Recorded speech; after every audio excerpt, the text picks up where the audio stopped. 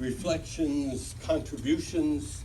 This is an incredibly rich audience, and let's enjoy some discussion time. Sir.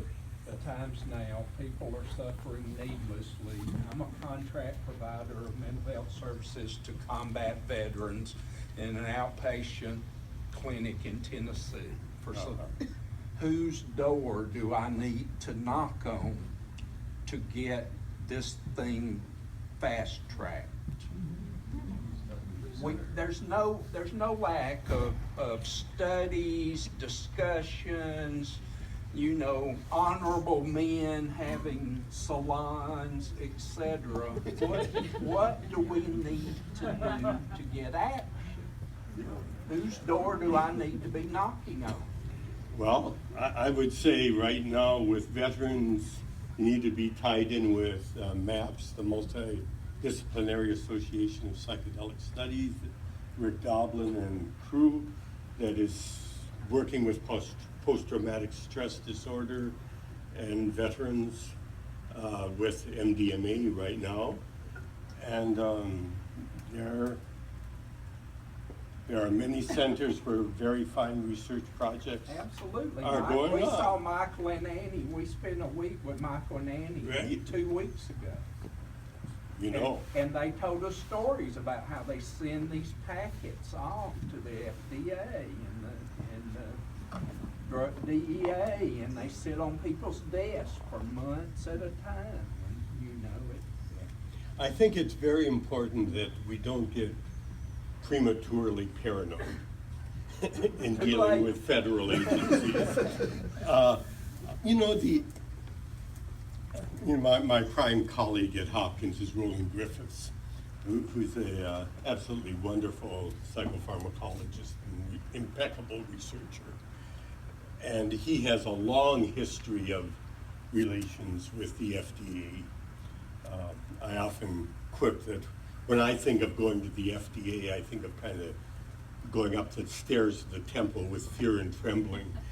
I think when Roland goes to the FDA, it's a bit like going to a fraternity party and half the officials are former students of his. It's a very, very different feel. But you know, the FDA, the DEA, what is it really? It's a committee of well-intentioned, hopefully well-educated professionals who look at the integrity of a research design and the results of a research study or a request for permission for new research, and they make a ruling. And our experience at Hopkins was we presented our proposal with the help of Bob Jesse here to reinitiate psychedelic research at Hopkins in 1999, and it got approved, and it's actually, the introduction said 15 years. It's really 16 years. And we've been going strong at Hopkins, and there's no sign that we're going to slow down anytime soon. And the research is spreading in many other universities now, and I think there's every reason to hope and to do the work of science, responsibly and well, and not to kind of assume that Uncle Sam is going to squelch it all. It hasn't happened yet. And a big difference between now and the 1970s is also the response of the popular press. It's been very level-headed and lacking in the sensationalistic flair that was typical back in the 1960s and early 1970s. And I think that bodes very well for the future of psychedelic research. What would you say are Let's get a microphone to each person who asks a question, yeah. What would you say the top one or two entheogens are that engender the unitive experiences and the other qualities that you described? I'd like to preface that by stressing that I don't think these experiences are in the entheogen. I think they're in the human mind. And the different entheogens are different triggers, different skeleton keys, if you will, that give access to these states of mind. I think psilocybin is the most promising right now because of several reasons. Its long natural history. It's been used by Indian tribes at least 5,000 years and is still being used as a good safety profile. The duration of action is just 6 hours, and about 1.5 hours after ingestion, you're at the most productive, intense part of the reaction. A wonderful thing about psilocybin, frankly, is that it's hard to spell. And it doesn't get the bad press that LSD got. LSD and that other drug. Often, even in the research community, we can't decide how to pronounce it. In England, they call it psilocybin. In the United States, we call it psilocybin. But it seems to be my recommendation would be for researchers to concentrate on research with psilocybin. Let's get one drug supported and off Schedule 1, as opposed to running around and trying all kinds of interesting molecules right now. But LSD always lasts at least 8, if not 10 or 12 hours. Mescaline is 12 to 14 hours. And though they may give access to the same incredibly profound states of consciousness, in terms of applying them to the 8-hour workday in medicine, it's hard. I can tell you, having given LSD to an awful lot of people, you're mighty tired when the evening comes. And I don't think the range of states of consciousness encountered with psilocybin, LSD, and DPT, the main substances I've been privileged to work with, I would have to say appear to be the same. Here we go again. Hi, thank you, Dr. Richards. If the media is being more reasonable in recent years, it has a lot to do with people like you who are so kind of deep in the teaching, but you're very reasonable, the way you present it, and that's a big part of why we're moving everything forward. And about the LSD, psilocybin comparison, just to throw ayahuasca in the mix, following an ayahuasca session, one feels so opposite of hungover, healthy, awake, invigorated. And down the road, maybe we'll be doing some research that really differentiates the psycho-spiritual difference between these different medicines. But that's not actually my question. Okay. So just a testimonial. Right, just a comment. So, the talk of the clinics that we want, these centers and Leary and them were talking about that back in the day. That's right. And I appreciate the importance of that and what that looks like and the opportunity there. But I'm not sure how much that scenario is because that's what's available to us, or have we forgotten that if it wasn't for the acid tests and Grateful Dead concerts and raves and Burning Man, we wouldn't be standing here having this conversation. And I think this might be taking you a little bit out of your workspace, but I just always think it needs to be said, that part of it needs to be appreciated. Thank you. Thank you. I would agree, I would honor that. And yet, I would also stress, I have talked with people who have taken LSD 200 times, who have never had a really profound spiritual experience, you know? And there are people who have taken LSD once and had the experience of their lifetime. And it's so much more is involved than just throwing the chemical into your mouth and seeing what happens. And we have a lot to learn from one another, I think, in the two communities. A comment framework I like to offer is the parallel with the hospice movement. You know, when I was doing my doctoral dissertation, which was using DPT with cancer patients, the only hospice in the world was Cicely Saunders' little project in London called St. Christopher's. And she was just an idealistic physician who thought that we could deal with death in a more humane way in chronic pain, you know? 40 years later, we have hospices everywhere. Medicare covers hospice care. There are associations of accrediting hospice workers and conferences of hospice workers, et cetera, et cetera. Why couldn't that same thing happen with psychedelic centers?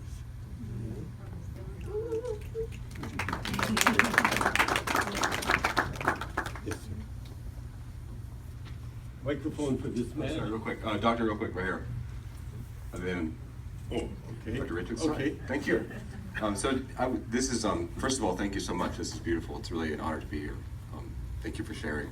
And something interesting that this gentleman was talking about how we address the larger social issue, about how to bring this past the tipping point. I'm really curious, how would you feel if this movement took more of the radical activist position that social justice movements have in the past? And what if there was a 10,000 person march of veterans on Washington and all of the advocates within the medical community, within the consciousness community, really clarifying a campaign and being incredibly media savvy and specific about how we wanted to redesign a narrative that was going to be cast around the entire planet? How would you feel about something like that? Just speaking for Bill Richards, I would say right now, I think it would be premature. That I think the research studies in process need to be finished. The governmental agencies need to look at the data, and the doors may open. You know, I think it's unwise to assume that the government will not be rational, you know, if indeed the results consistently are positive. I think there is cultural change coming, and I'm not sure we need to be marching in the streets at this point. There are those who disagree with me, you know. I'm a conservative scientist much of the time.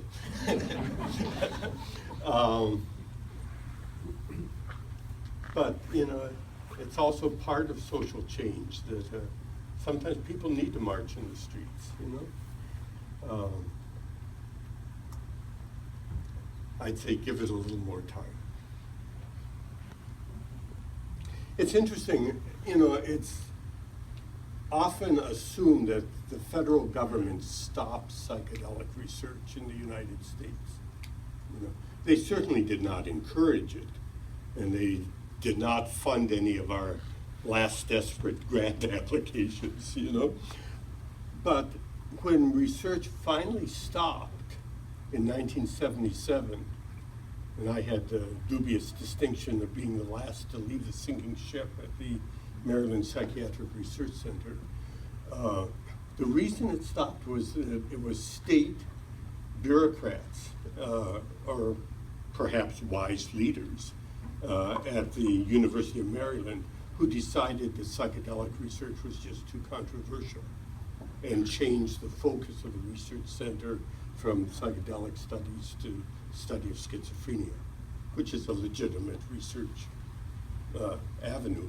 But it really wasn't the federal government that clamped down on it. It was decisions of state administrators that stopped the research. So, but let's not assume that the government is not open and reasonable. Also, at this point in time, I think there are many people in places of power who, if they didn't use psychedelics themselves in college, they had close friends who did. And they know that most of those people turned out okay, you know? And the old scare tactics of, it's going to damage your chromosomes and make you jump off buildings and make deformed babies and so on. That stuff just doesn't fly anymore among well-educated people. And I think if we can really be present at this point in history, we may respond in very sane and responsible ways. Hello there, I have the microphone here. I think this man here is next, he's waiting. Yeah. Thank you. I wanted to ask you to go deeper into the cultural driver for prohibition. And I suspect it's church-oriented, for example, that churches think that their job is to protect us for salvation or something.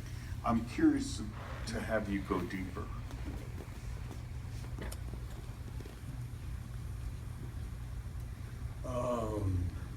I don't know that I can. Frankly, I would love to engage the religious community of scholars or theologians or clergy. So far, it's been very hard to connect with them. They, See you tomorrow night. yeah, maybe the film tomorrow night will certainly point to that somewhat. It's been more, I think, just not understood or not taken seriously. The fact that these revelatory states of consciousness have religious relevance. It's not just getting high on a drug, but it's really experiencing what Moses and Isaiah and St. Paul experienced,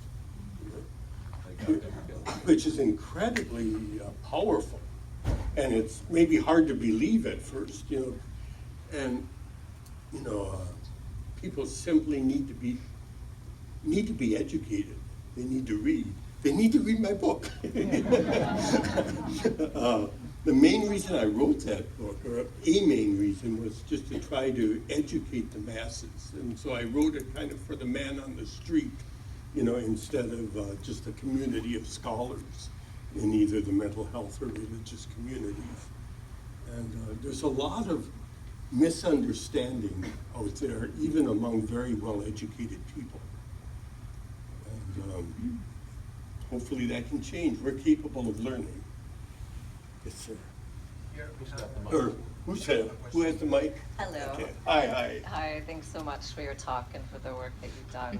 And my question is, I would love to hear more about your work in the 60s as a guide and how you think many years of working as a guide with the psychedelics, how these methods and techniques have changed over time. What have you learned about being a guide since the 60s, that first gentleman you were telling us about who swam against the vortex?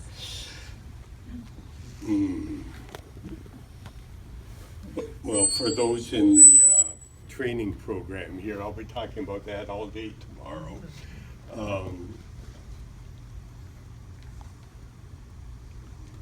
I entered this field as a student in Germany and really participated in the discovery of the importance of supportive setting. Dr. Leuner in Germany had just published a book called The Experimental Psychose, The Experimental Psychoses. And it was thought that these drugs would help us understand schizophrenia and psychotic states. And they were simply given to people, and people were left alone in basement rooms, and most of them got panicked and paranoid and had very interesting psychotic experiences.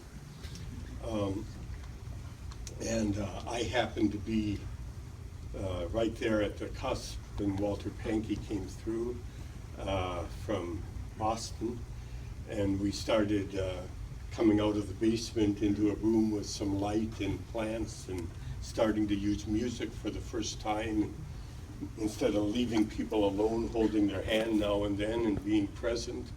And of course, the experiences became much more positive and constructive. But that's really where I entered the field. And I can't say my style of working has changed a lot over the years. Maybe, if anything, it's to speak even less than I did. You know, one of the most important qualities of a good guide is to know when not to say something. It's the being in the present moment that really counts, and not your ingenious bag of tricks and procedures and your favorite theories and all that. It's getting the ego of the therapist out of the way and letting healing happen, and taking the transpersonal dimensions of the psyche very seriously and trusting them and watching them at work, which is just incredibly beautiful. I mean, I've had the privilege of sitting with many hundreds of people from all different professions and races and educational levels and degrees of physical and mental health. And when these healing states, if you will, occur, whether on a psychodynamic level or a spiritual level, it is invariably awesome and inspiring. It never becomes routine, you know? And, you know, the person is lying there on the couch, and it looks like just a body lying on the couch with eye shade and headphones, you know? But sometimes that body is a 2-year-old child that you're supporting. And sometimes it's essentially the Buddha, who you might ask to give you a blessing. You know? And you can't tell what's going on inside by looking at the person. But to appreciate the incredible variety of alternate states and the wisdom of the psyche in orchestrating the experiences for individual people is just totally awesome. Yes. Yes, sir. And thank you very much, Bill. I've read your book, got a lot out of it, and loved it. I wanted to address first the gentleman from Tennessee, I believe. I know a little about the world of ayahuasca, having been to Peru numerous times and done ceremonies and then connected with people. A lot of veterans are going to do ceremonies down there. You're aware of that. They're not waiting for things to happen here. They're going to Mexico, Peru, Costa Rica, and other places. There was even a CNN documentary about a group of veterans. I personally know shamans that work with veterans and have met some personally who have gotten a lot out of that experience. You know. I'm a member of MAPS, and of course I follow the MAPS world. And you know, I think Rick Doblin, I think they're entering now their third clinical trials phase. But the FDA approval is projected to come like in the next 5 to 10 years or something. That's a long ways away. And he's been persistent with this charge. So I think a lot of people can't wait that long. You know? Gabor Mate was doing ayahuasca in Canada and got busted for that. So now he does it in Mexico, where he can get away with it, and other places where it's actually legal. So I'm all for the research. I actually have followed very closely the psychedelic brain science research because I'm a neuroscientist, so it's fascinating. They're really very valuable tools to study consciousness. And we have a spiritual brain, there's no question of it, and that's where they take us. That's all I say. Thank you. But this man right here, like, Bill, you used a throwaway line earlier about the sacrament that works. uh-huh. And it may be that we really underestimate the degree to which the fact of the power of these experiences is deeply threatening to those like me who, as a pastor, there is nothing that I have to offer that comes anywhere close to the reframing potential of the psilocybin that I had in 1962. I was one of those students in the original Walter Pankey's project. I'm Mike Young. You're Mike. I recognize your T-shirt. And I was thinking, you have a T-shirt just like Mike Young in the movie. Come on back. Yeah, you can see Mike in the movie then tomorrow night. But it really, I wrote a spoof some years ago for Bob Chessie about the minister who gets hold of the pill. What do you do with him? Because all of a sudden, the person whose motivation for ministry is transforming people's lives and whose ego is terribly wrapped up in the ability to do that, do you really want Mike Young to have access to that kind of power? I think we really underestimate the degree to which so much of the culture out there is as threatened by the actual real power of these substances as they are by the fact that they're naughty.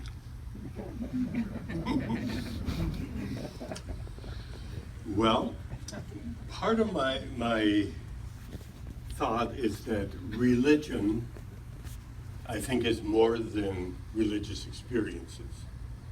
Religious experiences are absolutely wonderful, and I would wish that most people could have one to some extent. But Houston Smith, beloved friend and mentor who I just saw yesterday, actually, made this distinction between religious experiences and religious lives, And religion, if religion is what binds us together, it also includes karma yoga, soup kitchens, social involvement. It includes supporting people at different junctures in their lives. There's the rational world of theology and the language and traditions that we have. And I think they all have their place. There may be like different, in my book I talk about different pillars of religion, and some people may favor one more than the other, but they all merit respect. And I think just pure experiences, Gnosticism got into that for a while. I think it's likely not to have enough substance to work in society. I'm often struck how, even in our scientific world, we're starting to create rituals. We always have a rose present in the room when we give a psychedelic to someone. It's a tradition that goes way back to research with alcoholics in Saskatchewan. And it's just been continued in, as far as I know, every center that has worked with psychedelic research. And it's very wonderful to meditate on the rose, especially when you come out from under the eye shades before you go to the bathroom or something. And there, you often experience the rose unfolding like time-lapse photography, or you can dive into the center of the rose. It's a very beautiful thing, but it's almost like a religious object that the research world is starting to use. When we give psilocybin to someone, we place it in it's actually a copal burner. It looks like a little chalice, actually that Bob Jesse got for us. But, you know, we present it with a certain reverence and ceremony, and we say a few words, you know, almost as though even within science we are creating religious structures, you know? And I think it's just, the history of religion is always you create it, and then it starts to get brittle, and it gets reformed, or there's a reformation or whatever, and you start fresh.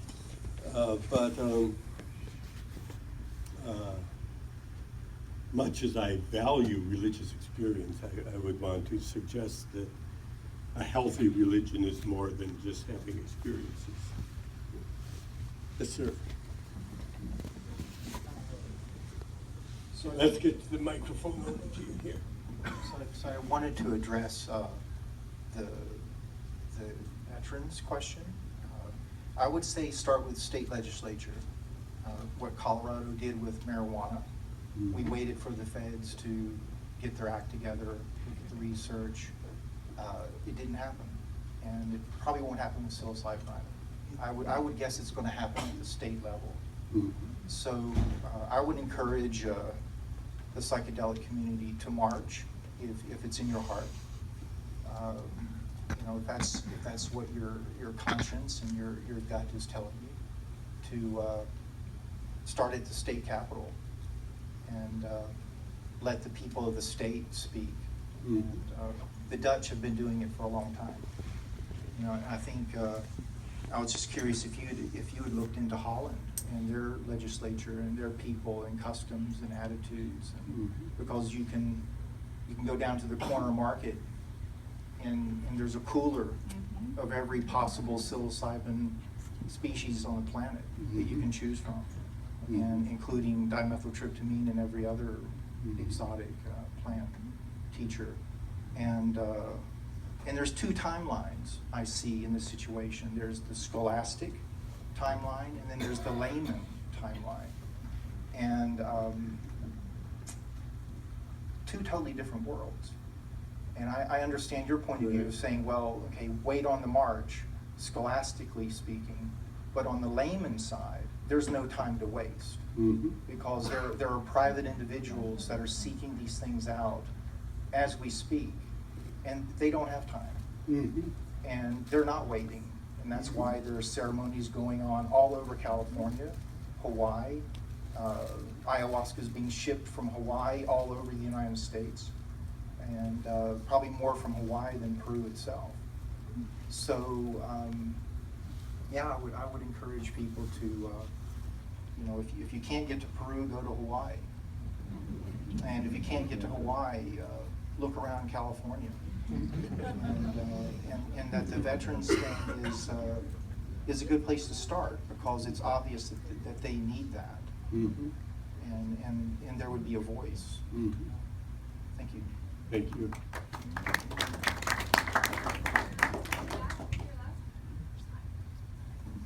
Hi. Oh, now it works. Hi. In the back to your left. Way left. More left. Hi. Gotcha. Hi. Hi. So I'm a psychologist, but I'm very new to this topic, and most of my information comes from more adventurous friends. So I noticed when you were describing your study, you were talking about working with a lot of people who are cancer patients or terminally ill, or kind of in a really difficult part of their life. And I guess my thought would be, you know, that kind of using that skeleton key as you described it to unlock their mind, that might take them to a very dark place or a really uncomfortable place. And it sounded like from what you said that it's actually a really positive experience. And so you were talking about set and setting, and I was wondering kind of how do you assess when someone comes in if it could be, I guess, a good experience for them, or if that's even, I mean, maybe that's not even the goal, but just kind of how do you assess that? Yeah, it's a very good question. What the psychedelics seem to do, given supportive set and setting ID, that means you have a sense of trust and openness and courage and some knowledge of how to navigate in these inner worlds when you receive the drug. It's not that the cancer patient or anyone else might not have to go through some suffering. You know, there is the dark night of the soul that's part of the spiritual journey, you know. And sometimes you have to go through grief and guilt and fear and anxiety. But if you continue to move through that, you come to a place of healing and resolution. And it even appears that some people just experiencing it find it cathartic and freeing.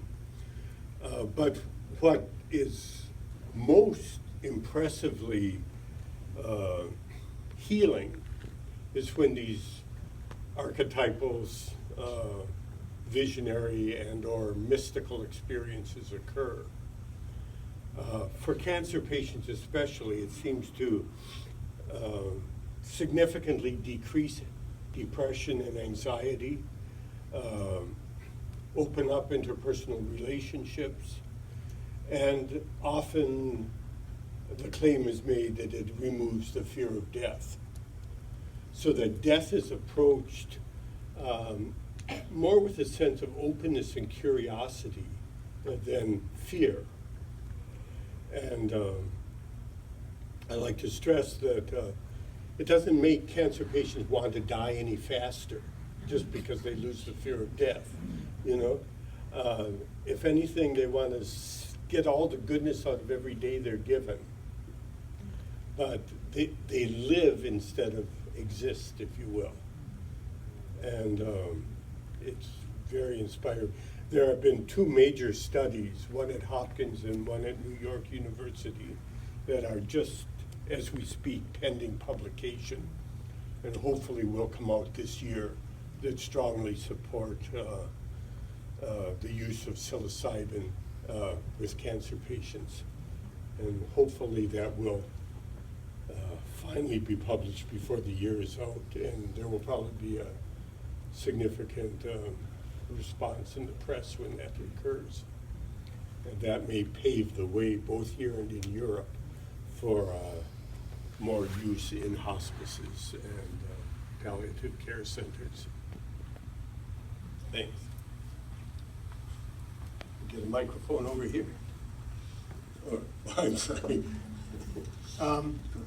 Well, as a member of the clergy and a pastoral counselor, I've listened to you gently and lovingly invite us not to demonize the government. And I would do the same to gently and lovingly ask us not to demonize religious institutions, because just to do that is to assume that every religious institution looks the same, and it's really different. And I can attest to you that while Entheogens are not in active practice in our parishes, it is seeping into the life of the church nonetheless. And there is a band of, and there are probably many bands of, there is a band of people, clergy, who have been practicing the use of the sacraments. And although we don't feel at liberty to offer it to our parishioners, we minister out of our experience of the Entheogens. So while not directly, everybody that we minister to has been touched in some way by the Entheogen experience. Thank you very much. And it's also that many people who feel, quote, called to the ministry have some spontaneous experience of the sacred, you know, perhaps without psychedelics. And remember, what happens with psychedelics can also happen without psychedelics. And also, I've met several people who claim that it was a psychedelic experience that made them decide to go to seminary. You know, but that's a deep, dark secret. I was amazed when my book was published. Several of my neighbors came to me to talk about their psilocybin experience. And I never would have guessed that they knew anything about it. But there's a huge community out there who are wiser than we think they are.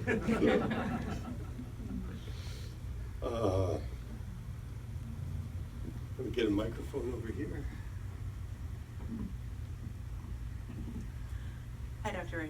Richards. Hi. My question is tracking that much of psychedelic research happens within the paradigm of Western psychology, right? And that there are these indigenous long-standing traditions that have different paradigms of health and how you heal. And I'm curious if you see room in how research is conducted today to bring in more of the indigenous and to really have those traditions inform how research is conducted. Certainly, certainly. I think the indigenous community and the research community have a lot to learn from one another. But I think it goes both ways. Beautiful as some of the Icaros songs are in the Santo Daime, for example. I would love to see a Santo Daime group listen to the Kyrie of the Bhakti Minor Mass. You know, I think we have some things to give them as well. You know, and shamans, they have more knowledge than just exotic plants and the medicines that may come out of them, but they really have a knowledge of how to navigate within consciousness and a view of spiritual and mental reality that is in a different paradigm than we have grown up to think about. And we have much to learn from one another, no question. Can you hear me? Let's get you a microphone. Yeah. Hey there. I'm curious about, and this may be unanswerable, so That's I'll okay. let me We start love there. unanswerable. In a psychedelic experience, when you get sacred knowledge, I've often wondered, is that your higher divine self giving you the information? Although, you know, how would your higher self know that? Or is it truly, I don't want to say a separate divine, but like the all-knowing divine? Do you know what I'm saying? Or how do you? I know what you're groping toward, and it's how we, the categories of human thinking, language. You know, how many levels of being do we want there to be? What is the ego? What is the little s self? What is the capital S self? What is the pure land of Buddhism, totally beyond the ego? What is the nothingness that contains all reality? You know,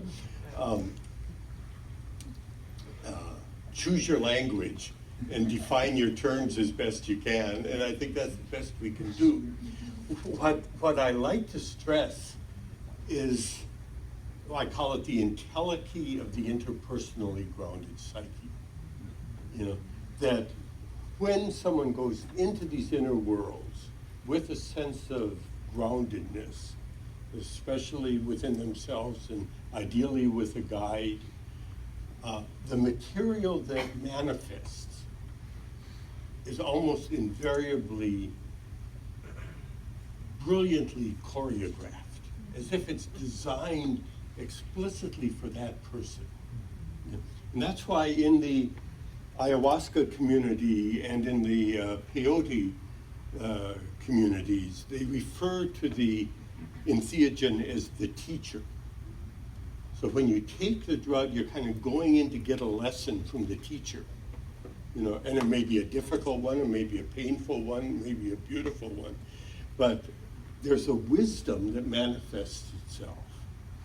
And it's usually infinitely better orchestrated than anything you could have planned in advance.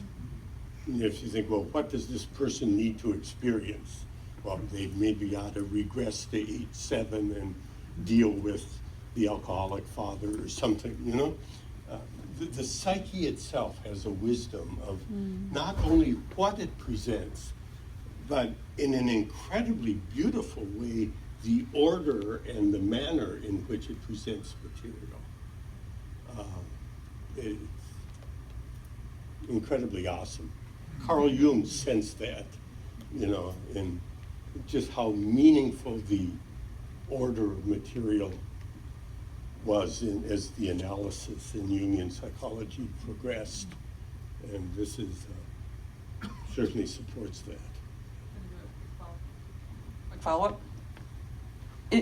Is setting intention and saying prayers another way to kind of grease the skids for that kind of experience too? I would assume so, right? I mean, kind of preparing yourself psychically and spiritually. Yeah, the most important factor, I think, is the decision to trust unconditionally. And that comes out of a strong, healthy ego. You know? It's like, with these people in this situation, with the purity of this substance, et cetera, et cetera, et cetera, I choose to totally let go of control. And that's when the most profound experiences happen. I love working with skeptics and agnostics. You know, as long as they are open to collect experiences and reflect upon them, they're ideal research volunteers. The people who get into trouble tend to be anyone who wants to prove a point, either the dedicated atheist or the narrow theologian, you know, who wants to impose a particular construct on the experience. That's an agenda of the ego, and it's very hard to transcend the ego when the ego is trying to prove a point. But when there is a radical openness, trust, courage, and some good instruction and a good grounding with the person beside you, almost invariably very life-promoting experiences occur. Bill, we can take one more question. One more question. No, Hello? I'm right-handed. I feel I've been ignoring the left side. Anyone on this side who? Right here. Oh, okay. Hi. Okay, hi. Hi, good evening. So I don't really have a clear question, but kind of just wanted to hear your perspective on the millennial generation or the younger generation's role in all this. I personally have a very limited experience with psychedelics. You know, I was raised through a Catholic school, work in corporate, but throughout my life I've always had this inner calling, and finally I felt like I was called to work with ayahuasca and plant medicines, which I recently did. And I had some very terrifying, beautiful, very sacred experience that was ineffable, like you said. And as I've come back here and tried to expand my knowledge about this, I'm running into communities, people who are from an older generation who have given me so much wisdom and have done so much work in this. And usually I'm the youngest person in the room.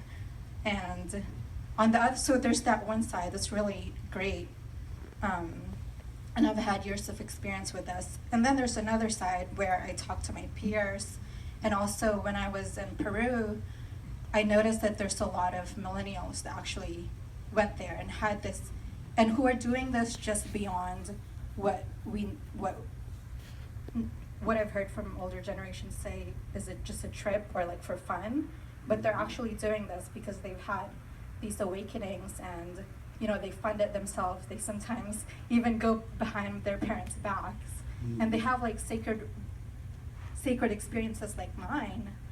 But when they come back here, there's like, I feel like there's this gap between the two communities who are very powerful, each in themselves. And how do we like connect the two? Or like what, I just, like how, I feel like if we connect the two, it could be a very powerful movement in itself. Well, for the younger generations, it may even be legal, you know, another decade or two, you know. But what can we do like now? Like what's our goal on this? You know, I recently was talking, and this person said, "Who was Timothy Leary?" Oh my! I thought, oh, how wonderful!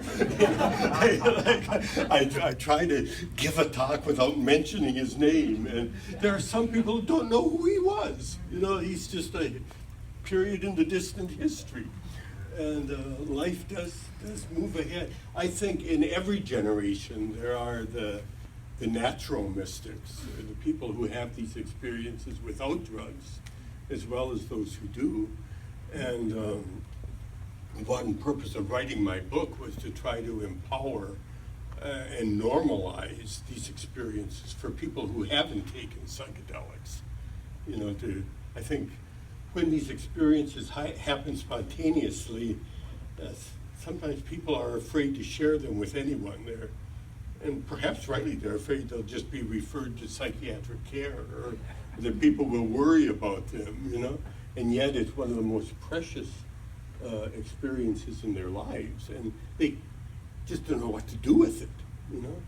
And I think it helps to know that you're part of a great community of people who do understand those states, and certainly at least stand in awe of them, and believe they might really be good for something in medicine and education and religion.